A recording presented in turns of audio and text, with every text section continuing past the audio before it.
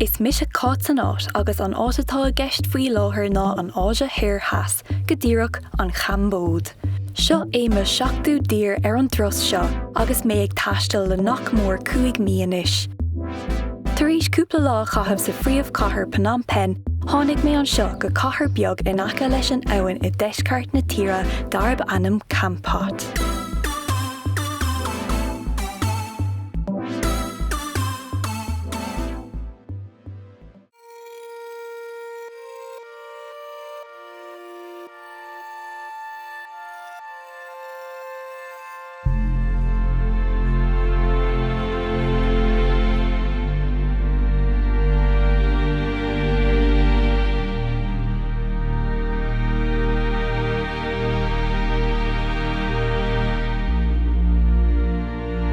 Díomh gach éine agus fáilte an seo go Kampot an Cambóide.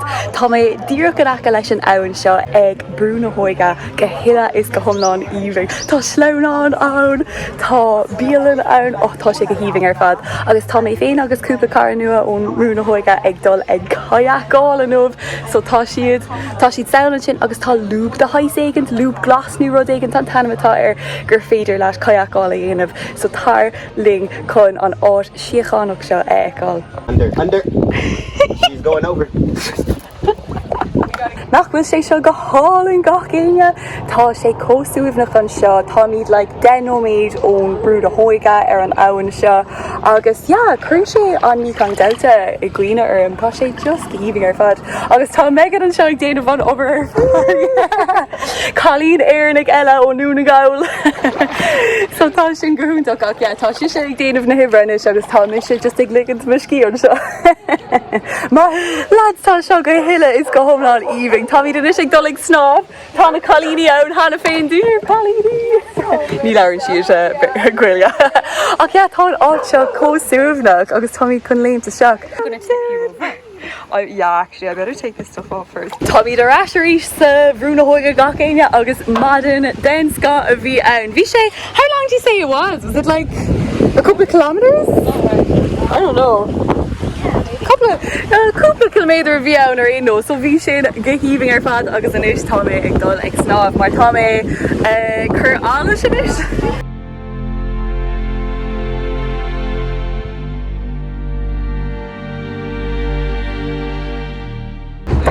Tránóna inis, agus tá míad ag dul ar tros.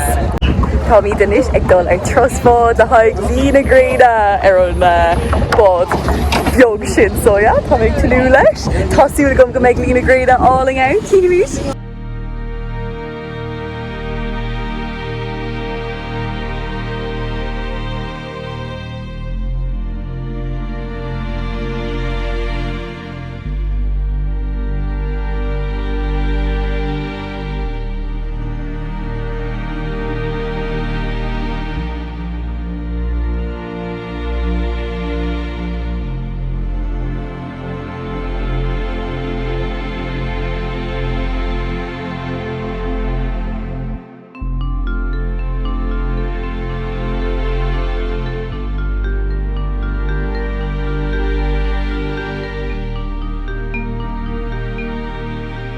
Tá mí tar éis stopa inis ag trá éigent, trá ar abhainn, lads, cá bhuilimid. Agus tá sé go híomhainn, so tá mí just chun fécinn ar lína gréine an seo inis.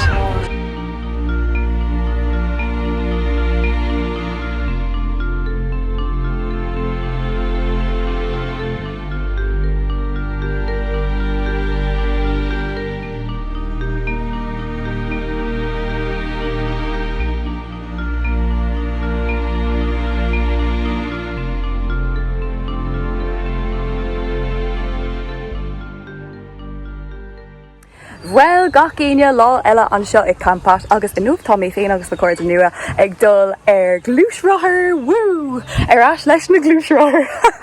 Agus tá míad ag dul chuig cúpla áiseanna. Tá clú agus cáil ag baint le Kampot, toisc go bhfuil píobar an seo.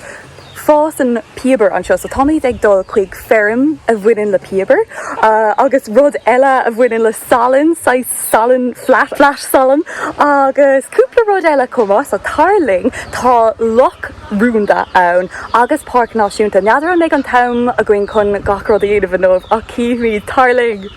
It sounds kind of like Dutch.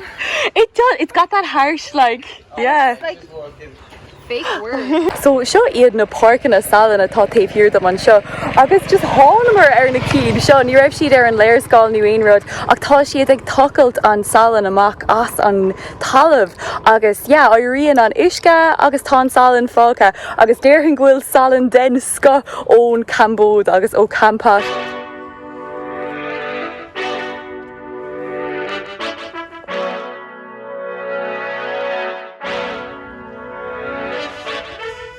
So lads, tá an salainn a gom an seo, agus fécinn sé có deas cóbáin agus tá míad chun tríomhhaintas. Tá sé go mán a bhfuil agus sé go mán. Have you tried it, yeah? The saltiest salt was the description. The saltiest salt, it is, nach bhfuil. Oh yeah, beg uisce tar éis sé seo lads. So tá Lisa chun salt bay a dhéanamh. Woo! So slow-mo. Wow, so Tommy just ag siúl timpeall na bhfeirme. Ní léine really ag rá aonród, so Tommy just ag siúl timpeall, agus tá an shed seo an seo, agus tá sé lán de salainn. Agus is dócha go bhfuil sé ag tirim amach nu rud éigentach. Yeah, níocha mé an méid salainn sin riamh. Well, actually no, bhí bhés a bhfuil cúpla bliain ó hín ag na salt flats ann, so chunig mé. Ach, ó hína le, seo é an méid is mó.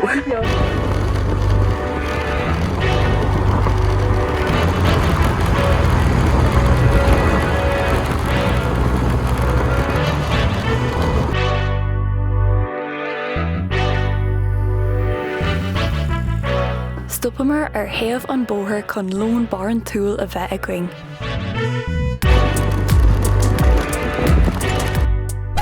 Le cúis éigean stop an microfón in nómh, seo é an céad aib techniciúla do anna cuid a bhí agam foréir, ach beag níos mó ar sin ar an géad bhí seán eile. Ar éon nós inseoigh mé díobh faoin áit do chreita seo. Seo í bhfeirm píobar darb ainm le Plantation. Tá cúpla ón rank i gceannas an seo agus tá tionscadail sóisialta atá i gceiste freisin.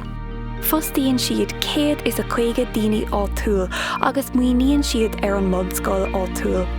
Ina cheanta sin, muoíonn siad na páistí iad féin, a chuid leabhar, bia ar scoil, éidir scoile, an slí ar fad go dtí an ollscoil. Mar sin, is féidir leis na daoine óga á túla dul go dtí an ollscoil i Phnom Penh agus saol níos fearr a bheith acu.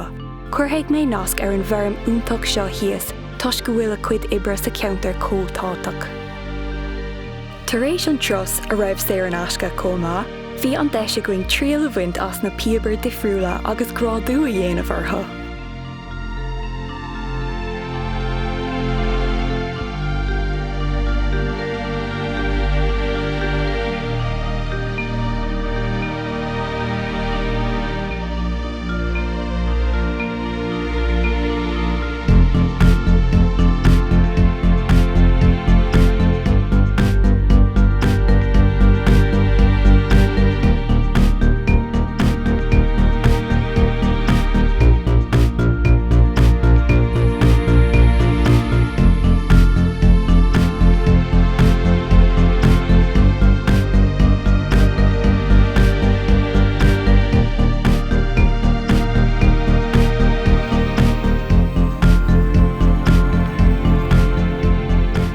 Inis ag an loch sin, an loch rúnda, agus ag lurg spot a chun snáb a dhéanamh. Ach for réir ní écann sé rúnach den snáb, tá sé sais marsaí ar tús agus ní féidir leat, agus ceantas na chalíní an seo tá trealamh iascaireachta aici, ach ní féidirling dul go dtí an loch é féin chun iascaireachta dhéanamh for réir. Ach seo táimid ag fáil deoch an seo té éigent agus ag ligant ar scéiris. Tá sé go háling tána sléite an seo.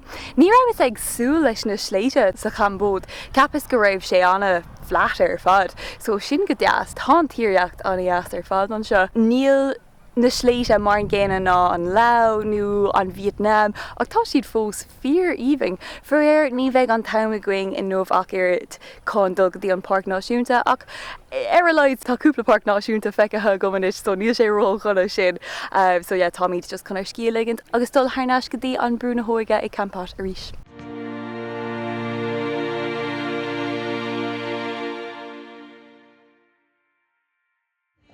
Bhfuil gacéine taréis snámh íbhing suamhnach an seo madan for réir tá sé an am Kampot a ágáil. In nuamh tá mé ag dul chuig áit anna íbhing fad ach beag mé brona chun an áit áling seo ágáil toisc go bhfuil sé chuann sé úna ní raibh is gom go raibh áit mar seo an seo sa Cambóide agus nuair tháinig mé an seo ní raibh is gom go mbeidh ag teacht an seo ach bhfuil mé le daoine de chuirt an seo tá an tíreacht áling is féidir le glúisrothair chur cíos agus dul tríd na háise tá an píobar an seo tá an salainn an seo agus darnóig an abhainn íbhing seo agus go dtí an céadát eile, slán libh!